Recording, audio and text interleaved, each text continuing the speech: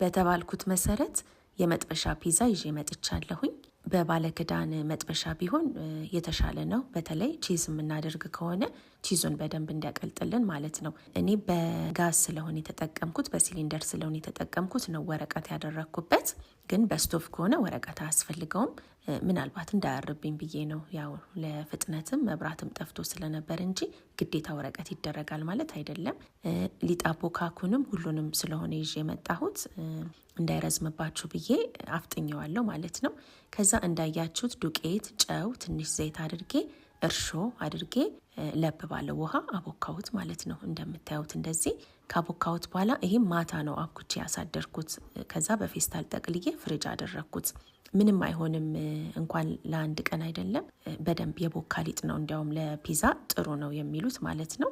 እና ማሳደር ትችላላችሁ ለማለት ፈልጌ ነው። ከዛ ጠዋት ላይ ከፍሪጅ ከወጣ በኋላ እንዳያችሁት ኩፍ ብለዋል። ከዛ እንደዚህ ዳመጥኩኝ። የመጥበሻ ስለሆነ ትንሽ ወፈር ወፈር አድርጌዋለሁኝ በደንብ ስለማይነፋ ብዬ ማለት ነው። ከዛ እዚህ ጋር ግብአቶቹ ናቸው። ስጎ፣ ይህንን የፒዛ ሶስ ባለፈው የሰራሁትን ካላያችሁት ሰሞኑን የለቀኩት አለ፣ እሱን ማየት ትችላላችሁ። አሪፍ ሶስ ነው። እሱንም ሰርተን እንደዚህ በጠርሙስ ግማሹን በረዶ ቤትም ማስቀመጥ እንችላለን እና ለረጅም ጊዜ መጠቀም እንችላለን። ከዛ ዳመጥኩትና እንዳያችሁት በሹካ ወጋ ወጋ አድርጌ በታችኛው በኩል አበስለዋለሁ፣ በአንዱ ሳይድ ማለት ነው። በመጥበሻ ወይም በእንጀራ ምጣድም ማድረግ እንችላለን፣ ግን እንደዚህ ብንጠቀም ይሻላል። ከላይም ከታችም እንዲበስልልን ማለት ነው። በኦቭን ሲሆን ግን ከላይም ከታችም ስለሚያበስለው መገለባበጥ አያስፈልግም። አንዴ በቃ ቀብተን ምን ብለን ነው የምናስገባው ማለት ነው።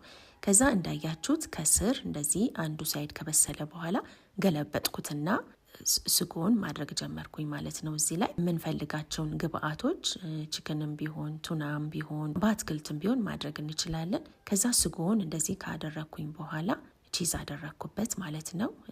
ይሄ ሞዞሬላ ቺዝ ነው፣ ግን ደረቅ ያለ ነው። ቶሎ ነው ቅልጥልጥ የሚለው ይሄ ቺዝ ማለት ነው። ከዛ ቺዙን ካደረግኩኝ በኋላ በላዩ ላይ የበሰለ የተፈጨ ስጋ ምንም የለውም፣ በቃ ጨው እና አዝምሪን አድርጌበት ነበረ ቅጠሉን።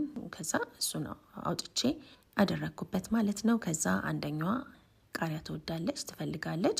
ቃሪያ ከሌለ እንኳን ከበሰለ በኋላ ቁጭቁጫ ግዴታ ቀብቼ ነው የምልክላት እንጂ ባዶ አትበላም እሷ። አንዷ ደግሞ አትፈልግም ቃሪያ። እንደዚህ አድርጌ የሁላችሁ ከስር መብሰሉን ላሳያችሁ ብዬ ነው። የገበታ ቂቤ ወይም ደግሞ ዘይት በደንብ ቀቡት መጥበሻችሁን። እንደገና ደግሞ ሙቀቱ ቀነስ ባለ ማድረግ ትችላላችሁ። መልካም ቀን።